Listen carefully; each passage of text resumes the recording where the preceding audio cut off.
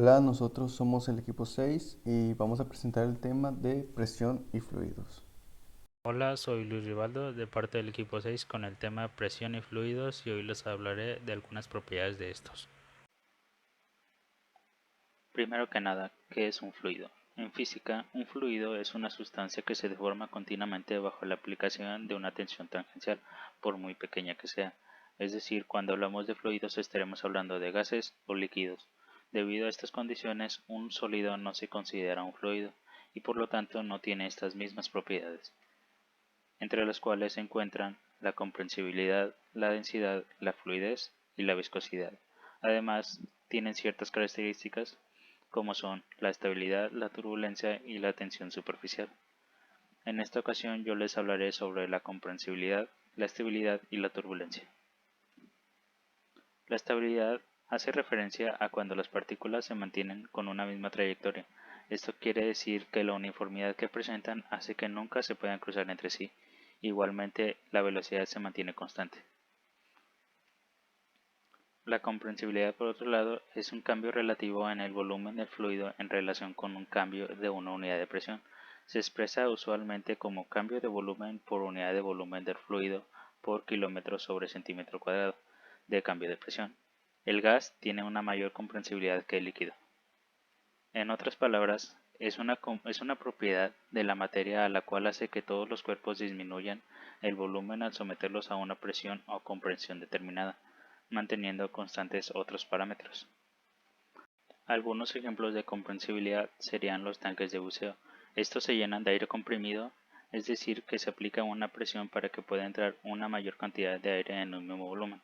Un ejemplo similar serían los tanques de gas de uso doméstico, a los cuales se les introduce el gas a altas presiones de tal manera que una mayor cantidad de gas en el volumen del tanque. Y un ejemplo algo diferente sería cuando un avión vuela a velocidades superiores a la velocidad del sonido. La presión que ejerce sobre el aire es lo suficientemente grande para comprimir el aire que se encuentra frente a él, creando ondas de choque. En estas imágenes podemos apreciar cómo la misma cantidad de aire se encuentra en distintos volúmenes. En el de la izquierda, al ser un volumen mayor, la temperatura se encuentra en 93 grados centígrados y su presión está en 95 unidades, ya que al ser un volumen mayor, las moléculas se pueden desplazar libremente sin alterarse demasiado, mientras que en el de la izquierda tiene una presión mayor al ser un menor volumen y tiene una temperatura muy baja, ya que si esta aumentara la presión también y haría que el contenedor explotara. La siguiente característica de cual les hablaré es la turbulencia. Esta hace referencia a la rapidez con la cual se desplazan las moléculas, por lo tanto se transforman en un turbulento movimiento. El flujo es irregular, donde se presentan pequeños torbellinos. Se conoce como un flujo turbulento al movimiento de un fluido que se da en forma caótica. Debido a esto, la trayectoria de una partícula se puede predecir hasta cierta escala, a partir de la cual la trayectoria es impredecible, más precisamente caótica. Ahora, para entender un poco mejor la característica de la turbulencia, vamos a ver el siguiente video, que es un ejemplo muy común en la vida cotidiana al hervir agua en la estufa. En el siguiente video podemos observar cómo las moléculas en un estado líquido a una temperatura de 13 grados centígrados se mantienen con un flujo regular y una trayectoria, la cual es predecible debido a su velocidad.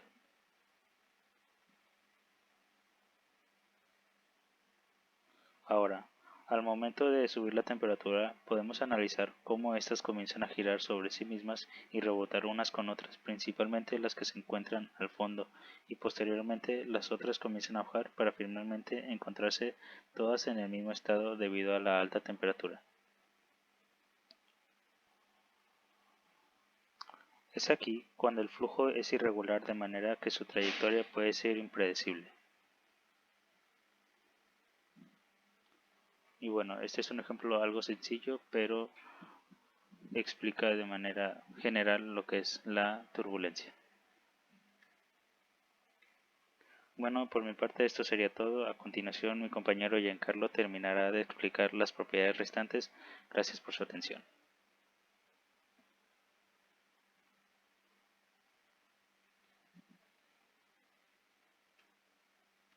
Hola, mi nombre es Giancarlo Osorio Durán y voy a continuar con la segunda parte de las propiedades de los fluidos. En esta parte veré lo que es densidad, tensión superficial y viscosidad.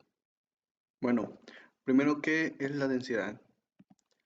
La densidad es la propiedad que tienen los líquidos para comprimirse en un espacio determinado y es la cantidad de masa por unidad de volumen. Se representa por la letra griega ρ. Y bueno, aquí tenemos la fórmula donde densidad es igual a masa entre volumen. Es una propiedad física de la materia que describe el grado de compacidad de un líquido, describe cuán unidos están los átomos de un elemento o las moléculas de un compuesto. Mientras más unidas las partículas individuales del líquido, más denso es. Puesto que los diferentes líquidos tienen diferentes densidades, las medidas de estas son una vía útil para identificar las sustancias. Sus unidades son el kilogramo entre metro cúbico o también puede usarse el gramo entre centímetro cúbico. Para hacer la conversión de una a otra basta con dividir entre 1000. Por ejemplo, la densidad del agua es de 1000 kilogramos entre metro cúbico o 1 gramo entre centímetro cúbico. La densidad varía con los cambios de presión y temperatura. Cuando aumenta la presión, la densidad de cualquier material estable aumenta y cuando aumenta la temperatura, la densidad disminuye debido al movimiento entre partículas. Es usada comúnmente como una manera de categorizar e identificar diferentes materiales. Comprender acertadamente este concepto es muy importante en la construcción de barcos y dirigibles, pues la flotabilidad de un objeto está determinada por su densidad en relación con la densidad del líquido o sustancia que lo rodea. Bueno, y aquí un ejemplo de cómo nació este concepto de densidad. Arquímedes, matemático griego, le dieron una tarea de determinar si un artesano defalcaba al rey de Siracusa al construir una corona que debía ser completa de oro. El rey sospechaba que el artesano podía haber modificado la aleación, sustituyendo parte del oro por un metal más barato, pero el monarca no quería que en el proceso de fabricación se dañara la corona. Arquímedes, reflexionando sobre el problema mientras se relajaba en la bañera, se dio cuenta de que el agua que se desparramaba a los lados de la bañera era igual en volumen al espacio que ocupaba su cuerpo. Este hecho sirvió para probar mediante un experimento si la corona del artesano era de oro puro o de oro y plata, porque la medida de la plata ocupa más espacio que su equivalente en oro. Así el científico preparó los tubos y los llenó de agua, puso la corona del artesano en uno de ellos y en otra corona equivalente de oro puro, demostrando que la primera no era de oro, puesto que derramaba más agua. Resulta que el artesano sí había estado defraudando al rey. Y bueno, como dato curioso, se cuenta que Arquímedes estaba tan entusiasmado con su descubrimiento que corrió desnudo por las calles de Grecia gritando Eureka, palabra griega que significa lo he encontrado. Y bueno, gracias a eso, cuando se acostumbra a hacer un descubrimiento científico, se dice Eureka. Bueno, y ahora continuando con la tensión superficial. La tensión superficial es lo que impide que algo se sumerja en un líquido, esa fuerza que hay que superar para atravesar el líquido. Eso se debe a que las fuerzas que afectan a cada molécula son diferentes en el interior que en el exterior del líquido. En el interior del líquido, las moléculas están sometidas a fuerzas de atracción que en promedio se anulan. Sin embargo, en el exterior hay una fuerza neta hacia el interior del líquido, como podemos ver en la imagen. Otra forma de verlo es que una molécula en contacto con su vecina está en un estado menor de energía que si no estuviera en contacto con ella. Bueno, lo que quiere decir esto es que cuando las moléculas están en el interior del líquido, su atracción es menor a que si estuvieran en la superficie, ya que en la superficie las moléculas tienen contacto con las moléculas del aire, pero estas tienen una menor atracción que la del líquido, por lo que genera una fuerza hacia el centro del líquido y hacia los lados, creando así pues esta tensión. Sus unidades se miden en joules entre metro cuadrado o newton entre metro. Se representa por la letra griega gamma. Y bueno, gracias a la tensión superficial, ciertos insectos como el mosquito pueden caminar sobre el agua y depositar sus huevos en la superficie que sin ella no se podría hacer. Existen diferentes métodos. En esta ocasión veremos el método del anillo de Dunuy. Este, bueno, y ahora explicaré un poco de qué consiste este método. Este método calcula la fuerza necesaria para separar de la superficie del líquido un anillo. Aquí tenemos su fórmula, es tensión superficial es igual a fuerza entre 4 por pi por radio. Bueno, y tenemos el anillo que está suspendido en el aire por dos alambres, y un líquido, en este caso que es plasma sanguíneo. Y bueno, bajaremos el anillo líquido y aplicaremos fuerza, hasta arriba hasta que se genere una tensión superficial entre el anillo y el líquido. Y bueno, tenemos que el radio es igual a 1.75 centímetros y la fuerza es 1.61 por 10 a la menos 2 newtons. Sin embargo, esta fuerza es la fuerza de la tensión superficial. Le restamos la fuerza aplicada que se ocupó para levantar el anillo.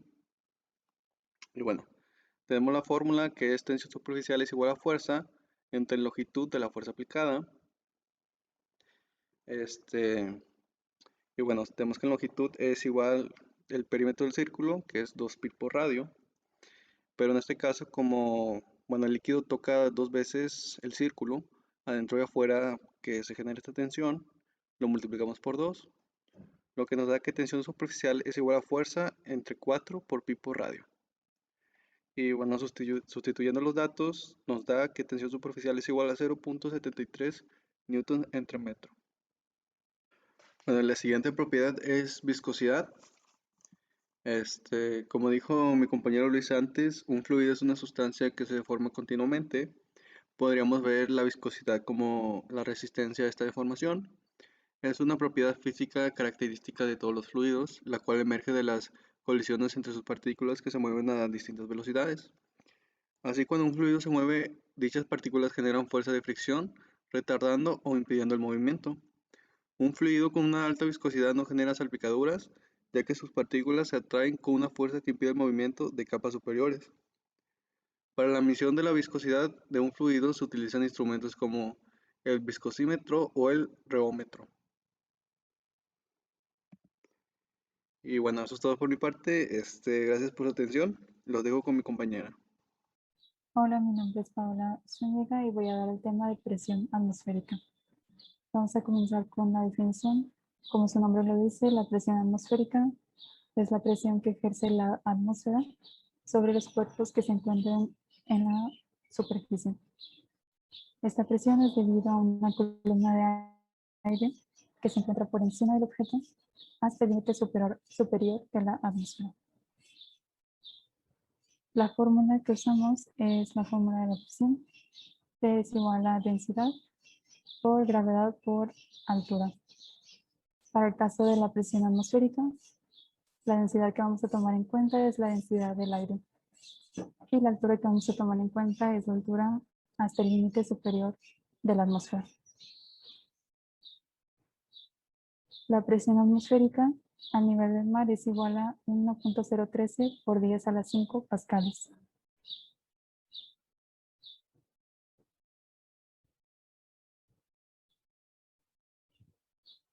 De acuerdo a la definición, la presión que se siente es debido a esa columna de aire que está por encima del objeto hasta la atmósfera, y por eso se concluye que a mayor altura hay menor presión y viceversa. A menor altura o a nivel del mar se siente más presión. La fórmula para la presión sobre el nivel del mar es este de aquí. Presión es igual a presión inicial menos densidad por altura por gravedad. Esta presión inicial es la presión que se siente a la altura del mar, a nivel del mar. ¿De qué otras maneras afecta la presión atmosférica? Okay, entonces sabemos que el punto de ebullición es de 100 grados. Lo que evita que el agua hierva a temperatura ambiente es esa gran presión que el aire ejerce sobre esta misma. Entonces sabemos que el punto de ebullición es de 100 grados, pero esto es solamente a nivel del mar. Si nos encontramos a mayor altitud, el punto de ebullición es menor. Por ejemplo, podemos ver aquí una imagen que el punto de ebullición del agua en la Ciudad de México es de 92 grados centígrados y el punto de ebullición en el Monte Everest es de 75 grados centígrados.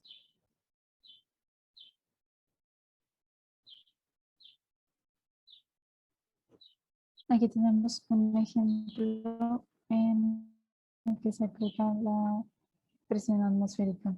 La pregunta es, ¿qué fuerza ejerce el aire en una habitación sobre una ventana de 50 centímetros por 75 centímetros. Y los datos que tenemos es que la presión es igual a 1 por 10 a las 5 pascales.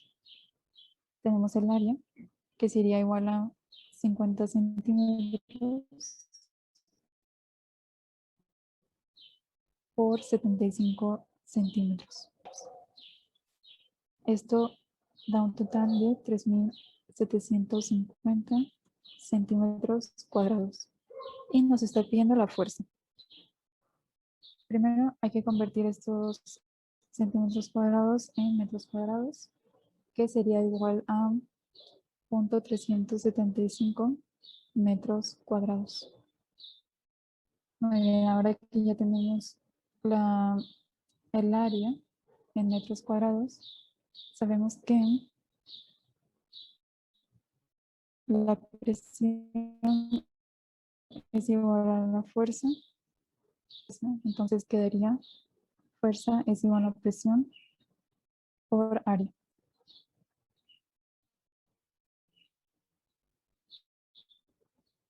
Sustituyendo los valores, nos queda que la presión, ya sabemos que es de 1 por 10 a las 5 pascales. Y el área es 0.375 metros cuadrados. Y eso nos da un total de 37.500 newtons. Muy bien, eso es todo por mi parte. Gracias. Buenas, me llamo Héctor Ibarro Vega, yo vengo a presentar el tema de presión absoluta. Para saber qué es lo que es una presión absoluta, hay que saber que es un vacío absoluto, que es igual a cero.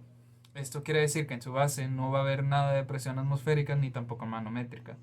Pero cuando quieres sumar la presión manométrica con la presión atmosférica, obtienes una presión absoluta, la cual parte desde cero, parte desde su propia base. La presión manométrica puede ser tanto positiva como negativa. ¿Y por qué digo esto? La razón es porque hay un punto donde se le llama presión de vacío, el cual está abajo de la presión atmosférica normalmente. Y para saber esto también, la presión absoluta puede tomar diferentes tamaños en cuestiones de su línea, como lo representa aquí en la gráfica. Puede ser mayor que la presión atmosférica o menor de la misma, pero siempre, siempre, siempre tiene que partir en cero. Los dejo con mi siguiente compañero. Muchas gracias por su atención. Hola, buenos días. Me presento, yo soy Eric Martínez y hoy les vengo a hablar sobre el tema de presión manométrica, donde en esta exposición daré a conocer cuál es su significado, cuáles son sus componentes, cómo se divide o en este caso, qué es lo que se utiliza para realizar este tipo de problemas, donde también mencionaré ejemplos con sus fórmulas y cómo poder resolverlos. Así que sin más que decir, comenzamos con esta clase. Antes de pasar al tema central, que es la presión manométrica, tenemos que saber algo. Ahora, antes de entrar ya a la presión manométrica, tenemos que saber qué es presión también. En este caso, es una medida de fuerza ejercida por unidades en los áreas de los límites de una sustancia. En este caso, su unidad estándar de la presión es los newton por metro cuadrado. O también puede usarse pascales. Entonces esto matemáticamente nos da la fórmula de P es igual F sobre A, donde la P es la presión, la F es la fuerza normal y el A es el área de límite. Y en este caso los pascales se definen como un newton, que son los que se ejercen sobre el área de la unidad, que en este caso un pascal es igual a un newton por metro cuadrado. Entrando ahora sí en presión manométrica. La presión es la que se mide con respecto a la presión atmosférica. En este caso está referenciada a cero con respecto a la presión del aire del ambiente. Dentro de la presión manométrica se encuentran lo que es la atmosférica y la absoluta. La presión absoluta es la suma de las presiones manométricas contra las de la atmosférica. Y esto forma una fórmula, que en este caso es PA es igual a PM más PAT, que es como podemos ver aquí, pero en este caso está expresado por palabras. Entonces, es muy importante distinguir entre atmosférica, absoluta y manométrica. Ahora, ¿cómo podemos distinguir esto? La presión manométrica es la presión que se mide en relación con la presión atmosférica. Entonces, el término presión manométrica se aplica cuando la presión en el sistema es mayor que la presión atmosférica local. Entonces, existen dos cosas en las presiones de los manómetros, que son presiones positivas y presiones negativas. En este caso, las positivas siempre estarán por encima de su atmosférica, mientras que las negativas son las que están siempre por debajo de su presión atmosférica. Y aquí entramos a las fórmulas. Siempre que se vaya a calcular la presión manométrica, su fórmula a utilizar es presión manométrica es igual a presión por gravedad por altura. En cambio, la presión absoluta, su fórmula a utilizar es presión absoluta es igual a presión manométrica más atmosférica. Sabiendo ya esto, entramos a un ejemplo. Nos pide calcular la presión manométrica y su presión absoluta en este caso, de un tubo lleno con agua. Ahora, los datos que nos dan a continuación son que la presión del agua es igual a 1000 kilogramos por metros cúbicos. Su gravedad, por definición, es 9.81 metros por segundo al cuadrado. Y su altura nos indica que son 0.05 metros. En este caso, la presión atmosférica por valor tiene 101.325 Pa, que en este caso son pascales. Y no tenemos la presión manométrica y la absoluta. Ahora, ¿cómo se calcula esto? Bueno, una vez mencionado las fórmulas anteriormente, seguimos con su solución. Para calcular la presión manométrica, su fórmula mencionada anteriormente es presión manométrica es igual a presión por gravedad por altura. En este caso, nos dice que su presión manométrica es igual a 1000 kilogramos por metros cúbicos, que es su presión del agua. En este caso, la gravedad tenemos que es 9.81 metros por segundo al cuadrado. Y la altura que nos mencionaba el problema son 0.05 metros.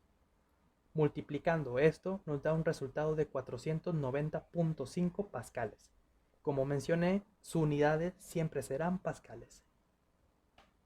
Y ahora, para calcular la presión absoluta, utilizaremos presión absoluta es igual a presión manométrica más presión atmosférica.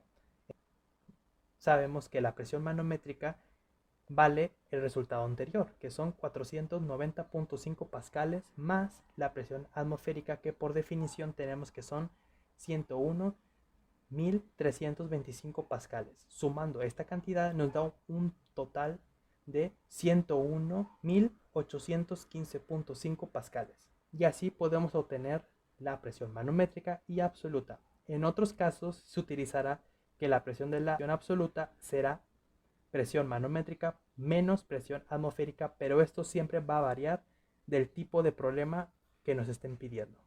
Ya para terminar, mencionaré aplicaciones donde se utiliza la presión manométrica, que en este caso, ¿dónde se encuentra esto o dónde podemos calcular la presión manométrica? Puede ser los globos de fiesta. Dentro de los globos hay aire, que con eso podemos saber la presión con un manómetro.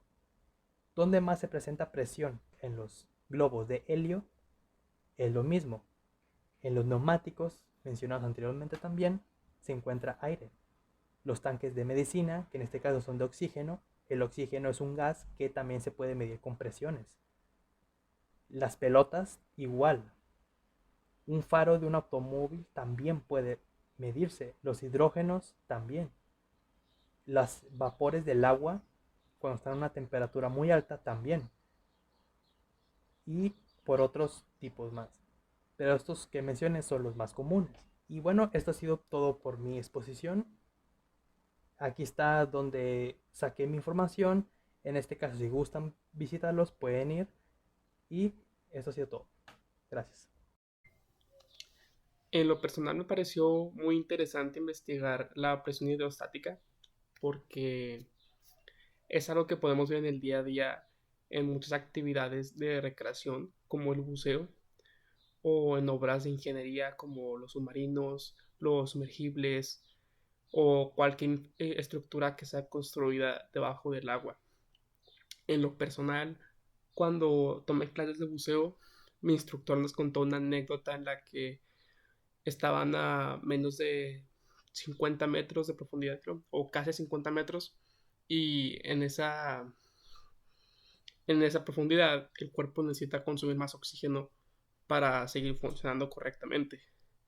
Pero pues el oxígeno a niveles altos es tóxico, entonces muchos buceos se pueden empezar a marear o sentirse mal cuando ya están en ese nivel de profundidad debido a la presión. Y entonces un compañero suyo empezó a delirar literalmente en medio de buceo y empezó a decir que iba a subir haciendo la seña, pero en realidad estaba bajando porque ya no sabía dónde estaba arriba ni abajo de tanto oxígeno que consumió debido a la presión que estaba sometida a su cuerpo en ese momento. Y también nos comentó una vez sobre un conocido suyo que era de las primeras veces que estaba buceando, empezó a darle miedo porque sintió que se quedaba sin oxígeno y salió disparado. Bueno, cuando buceas, pues tienes un pequeño botón en el que puedes oprimir para flotar un poco más o un poco menos. Y él lo oprimió al máximo para salir hacia arriba y por la descompresión que sufrió llega a la superficie y cuando lo ven todos los compañeros está sangrado de los ojos y de los oídos. Entonces sufrió daños físicos por la descompresión que sufrió debido a que a cierta profundidad el cuerpo está sometido a mucho más presión que la del nivel del mar. Otro caso interesante es si detonas una bomba nuclear en las Marianas, que es el lugar más profundo que se conoce en el mar. Muchos creerían que si lo detonas, pues arriba del mar ves el hongo de explosión. Y no, en realidad la presión es tan grande, creo que son un poco más de 2 kilómetros la profundidad, que la misma presión hidrostática contiene la burbuja de explosión nuclear en la profundidad. Digo, se van a morir todos los que están al lado por la radiación, pero no quemados como hubiera pasado, por ejemplo, como pasó en Hiroshima o Nagasaki, que debido al nivel de calor todo se desintegraba en un radio de casi 1 kilómetro. Entonces, pues ya ves como el agua es tan fuerte o sea, a un nivel tan profundo que puede contener una explosión nuclear eh, ahí, solo por estar muy profundo. Y esa es mi reflexión. Me parece una idea muy interesante y un tópico que se utiliza bastante en la vida diaria. Bueno, de los que trabajan con el agua.